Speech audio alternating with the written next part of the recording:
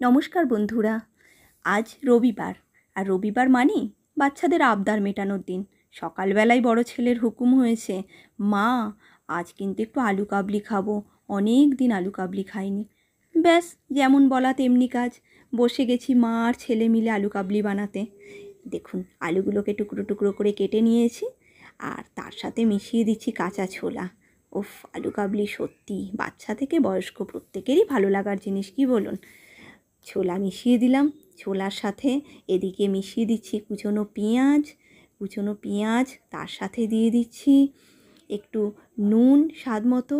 আর যেহেতু প্রচণ্ড গরম পড়েছে, তাই ছেলেকে বলেছি গুঁড়ো লঙ্কা একদম নয়, গোটা কাঁচা লঙ্কা সেদ্ধ করে নিয়েছি আলুর সাথে। দিয়ে দিচ্ছি পাকা তেঁতুলের কাঠ। উফ, কি বলবো, বানাতে বানাতেই যেন জিভে জল চলে আসছে।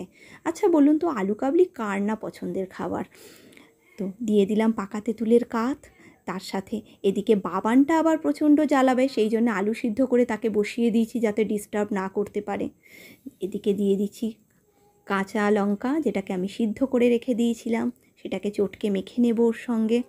হাতটা একটু জ্বালা দেবে ঠিকই, কিন্তু কী বা করা যাবে, স্বাস্থ্যের কথাটাও তো খেয়াল রাখতে হবে, তাই না?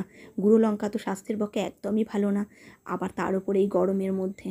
এবার দিয়ে দিচ্ছি ভেজে রাখা মশলাটা, যেটা ছাড়া আলু কাবলি একেবারেই অচল। ওর গন্ধটাই যেন একদম প্রাণ ফোলানো। ধনে জিরে আর একটা শুকনো লঙ্কাকে ভেজে গুঁড়িয়ে নিয়েছি। দিয়ে দিচ্ছি একটু কাঁচা সর্ষের তেল। ব্যাস, সব রকম উপকরণ রেডি। এর সাথে আরও অনেক কিছু ইনগ্রেডিয়েন্টস হয়, কিন্তু সেই মুহূর্তে বাড়িতে আর কিছু ছিল না, যা ছিল তাই দিয়েই বানিয়ে দিলাম। ছেলের আবদার তো রাখতে হবে, বলুন না। কেমন লাগলো দেখে একটুখানি কমেন্টে জানাবেন, আর যদি ভালো লেগে থাকে তাহলে একটু শেয়ার করবেন ভিডিওটা। আলু কাবলি তো একেবারে রেডি এবার খাওয়ার জন্যে। এবার দেখা যাক ছেলের কেমন লাগে। দেখেই তো মনে হচ্ছে ভালো হয়েছে খেতে, এখন বুঝতে পারছি না কেমন লাগছে। চলুন খেয়ে দেখা যাক কেমন লাগে।